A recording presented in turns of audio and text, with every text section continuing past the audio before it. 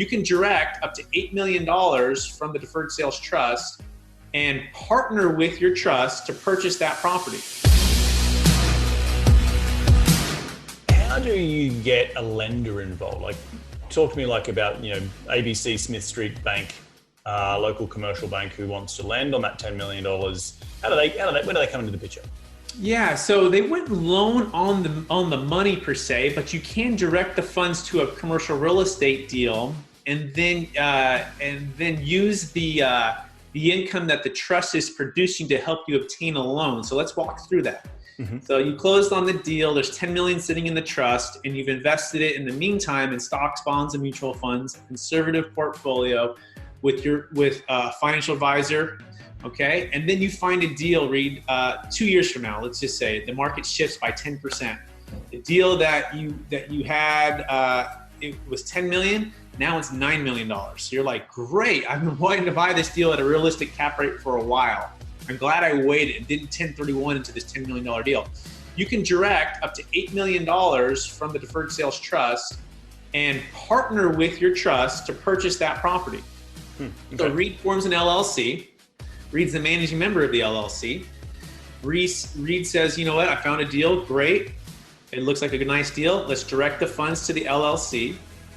Now the funds are sitting there all tax deferred. Now Reed's a 90% owner. The trust is a 10% owner.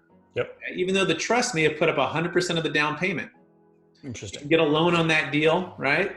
And you buy that property the same way you would have, except you're partnering with the trust is the only difference there. You sell the deal, what happens? Well, it's a 90-10 split on the profits. Now there's a preferred return that's gonna pay back to the trust based upon the note. Most of our notes are set up at 8%. Okay? And after fees, they pay about 6.5%. But it's your money, right? Once it goes back into the trust, then it can fund you. But the key is we're not doing a 1031 exchange, right? We're doing a deferred sales trust. Therefore, we don't have to identify within 45 days. We don't have to close within 180 days. It's sort of like a SEP IRA where you have a custodian who's directing funds based upon investments. So as long as it's an investment property, we can direct the funds in and out of the trust.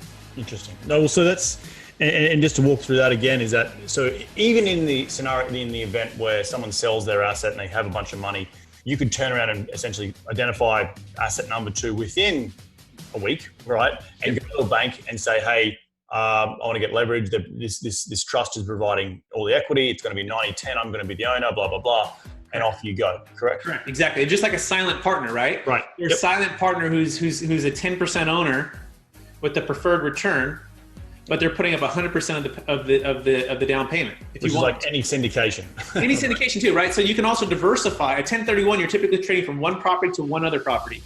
Yep. And it's one location to another location. It's one asset type to maybe one asset type.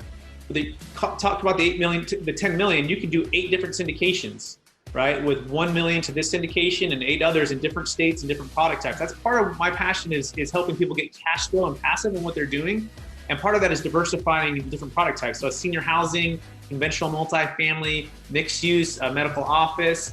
I think it's good to be diversified within different product types and also different syndication groups as long as you believe in the real estate and you trust the sponsor, they have a track record versus just doing it all on your own on one deal, right? Where all the liability is on you. So it's a nice flexible solution for clients who are looking for more than just the 1031.